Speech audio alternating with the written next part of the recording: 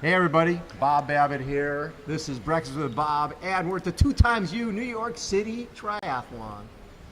Part of the Lifetime Fitness Series with me, Scott Hutmacher, known AKA as Hootie. How you doing, Hootie? Hi, Bob. Good morning. You got a few thousand folks coming over on Sunday? We have 4,000 athletes ready to jump in the Hudson and conquer this incredible borough. So you guys have had a busy last couple of weeks. A lot of major announcements. This is now a national series. That's right. This event in 2018 will be the national championship. Talk a little bit about how you're not reinventing, but this event and the series are going to another level. Yep. We know in the short course space that we have to make a couple of changes. The average age of our triathletes continues to increase. Right. And USA Triathlon has talked about that. Some of our numbers have decreased in specific markets. And we've noticed that the sport just doesn't fit the needs and the desires of a younger audience. Right. Triathlon is amazing. I think we can all attest to that. But it doesn't have a convenience factor that's almost necessary in this world of convenience. So we've got to make a couple of developments and a couple of changes that re-inspire those out there Right. who are looking to get into endurance, to make the sport more accessible, more family-friendly where we need to, a little bit less competitive for a certain subset. Sure. And at the same time, appreciate our veterans. Those who have been around in our 40s now. We've raced Chicago, New York. We've done these 10, 20 times at some points, and it's the same race. So we're looking to reinvent both the newbie experience as well as the veterans and Right. just celebrate a little bit more than we have in the past. So when you look at USA Triathlon, governing body for the sport, provide insurance, and you guys made the announcement this week that starting in 2018, you will not be sanctioning with USA Triathlon. What led to that? Correct. So Lifetime Fitness, we have a major company who backs us as a tri-series. Right. And having that kind of breadth, we have an amazing insurance coverage policy. Right. And working with our brokers, we've realized that we can adapt coverage that matches exactly what our athletes get on any race day and exceeds in some levels Right. At a very minimal fee. So we've made the decision to self-insure next year and self-sanction for what it's worth. That will result in cost savings for our athletes. And $15, baby. $15, and that will be reflected then in our pricing. So we've also made a change then to go into one price shopping, basically. When you come into triathlon in a lifetime space, if you see our race is $125, that's what you're paying. There's no add-on. We're going to absorb the registration fee as well. And you have your own registration as well. We do. Chronotrack and Athlinks are Yes. digital partners and part of the Lifetime space. Yes. And again, just from an economies of scale standpoint and then a business strategy standpoint, we're just going to make it easy for those out there who want to come into space, and they're not surprised by all these add-ons. Right. And then, I was going to say, at the end of the day, as a company, I mean, you have to, when you're using the city streets, you don't own the city streets. Really what you own is your data. You own those participants. Yeah. And when you're basically giving that to an online registration company, or you're giving that to a national governing body, that's really your asset that you're giving away. yeah, it is. With this decision, I want to make perfectly clear Yes. that there is no animosity with USA Triathlon. Okay. We have a great relationship with them. We've been speaking to them quite a bit over the past many weeks and even months, just talking about moving down this road. We will continue to support them, the Olympic movement, Right. the general growth of the sport for our entire industry. Uh-huh. We simply won't sanction with them. Right. The things that you guys have done in the last number of years that I think, again, we're talking about at this point in time, we're competing in what I call the endurance marketplace. There's a lot more competition. You got Color Run, you got Spartan Race, you got Tough Mudder, That's right. besides triathlon, cycling, mountain biking, etc. So more people are putting on numbers than ever before, less of them are putting on triathlon numbers. Cost is a factor. Bikes are expensive, wetsuits, all the rest of it. Safety. People sometimes are scared of the water. Yeah.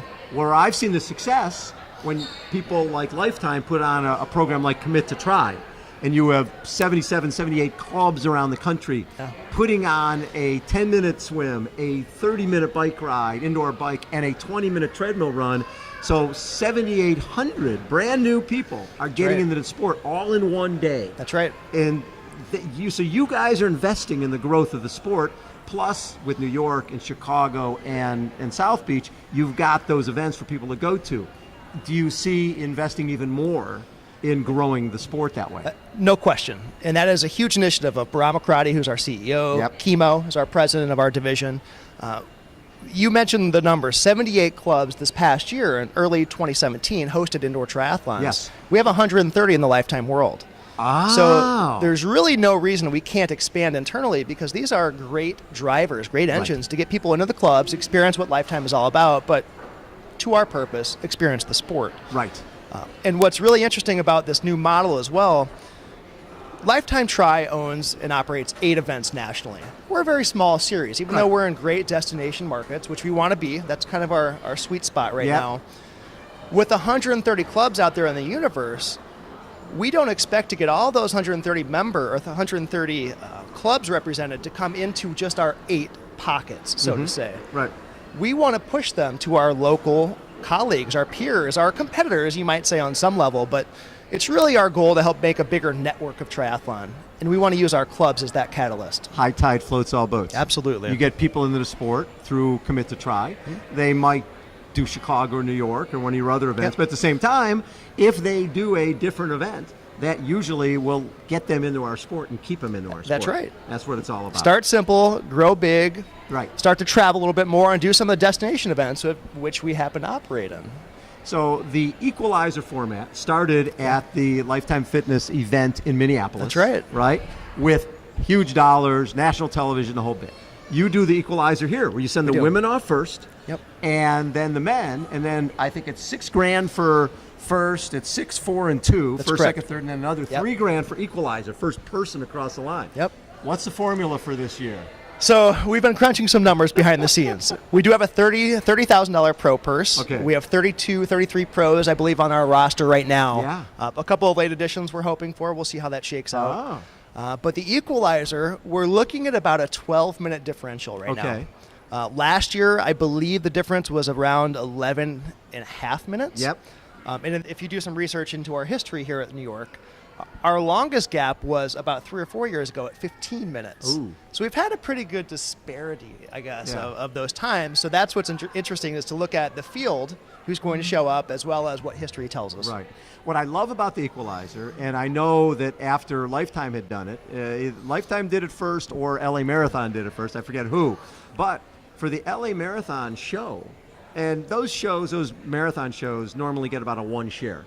Well, when they did the Equalizer, and you had the Russian woman and the Kenyan guy, and it looked like Pac-Man on TV, as the guy their rating was a 7, right? Because nobody knew who either of these people were. All they knew was there was a big carrot if the guy caught the girl or the girl stayed off the front. It was the coolest thing. And that's what's so nice here, is the same type of deal. People are going to be watching to see how that gap stays or how that gap gets eaten into. Yeah, it's interesting with the numbers too. The number is almost irrelevant, because the psychology that comes into play as the male is chasing the female in the pro world there, it's kind of on them to acknowledge the distance and then close that gap and saving the energy at the same time. So it will be exciting to watch. We can't wait for Sunday to be here. What I love about certain triathlons, a lot of triathlons, you've got a cool swim, and then it's like, God, we got to find 25 miles of road, and it goes out and back and all this stuff. The nice thing about this race is there's 3 epic parts of this race. You're swimming in the Hudson. Right. And for people who have not done this race before, the current in the Hudson is amazing. So I remember seeing a pro one year jump off the pontoon, figuring, I'll warm up a little bit, and it was like an endless pool, him trying to get back to the pontoon. People come out in 12 minutes for the mile or something like that? Yeah.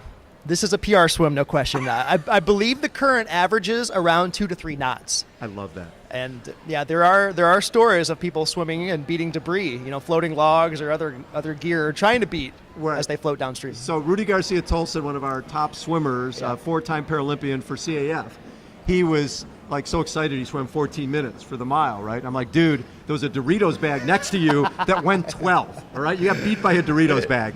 You're not that fast. For the record, Bob, the Hudson's perfectly swimmable. We Totally. tested. There might be a couple of things floating in there, but it's safe. Yeah. And then you're riding. The bike ride's awesome as well. It is. West Side Highway, the Henry Hudson. If you haven't ridden this in the past couple of years, I actually was honored to race it last year. So I participated and I saw the course completely repaved. The road is really in really good shape. Pretty challenging hills up there, too, especially as you move up north into Queens and do the turnaround. Yes. But it's a beautiful ride to have an unlimited amount of free roadway basically in New York and Manhattan for that matter. You can't get that anywhere else. And then you run through Central Park. Central Park, yeah. Exit transition right there at 72nd. Run down 72nd, about a mile. It's a 4-lane road that's completely shut down by the NYPD. Lots of spectators there, and then running through the park about 5 miles through the northern stretch of it, finishing right in the middle of it all. One of your lines in the press release was, "We're not in the event business. We're in the athlete development business." And as someone who's felt he's always been in that business, I appreciate that, because at the end of the day, anybody can put on an event, but you're trying to create a constituency that's going to support these events and support other events as well. And talk a little bit about clinics and the things that are important, because at the end of the day, we've got a lot of options. There's a lot of social media. There's a lot of ways we feel we can reach people, but I think both of us understand people need to come out and put a wetsuit on. They need to do a transition. They need to feel, I can handle this, and go to a clinic where they're getting that support and getting that understanding. Yeah. So the initial part of your question there is absolutely right. We can no longer produce races and expect athletes just to come in. Right. We want to work and engage with our markets and those experts out there, the coaches, the tri clubs, the individuals in the community who want to give back, and all work together to inspire the next generation of triathlete. In some of our markets, which we hope to be all of our markets next year, we do host free swim clinics.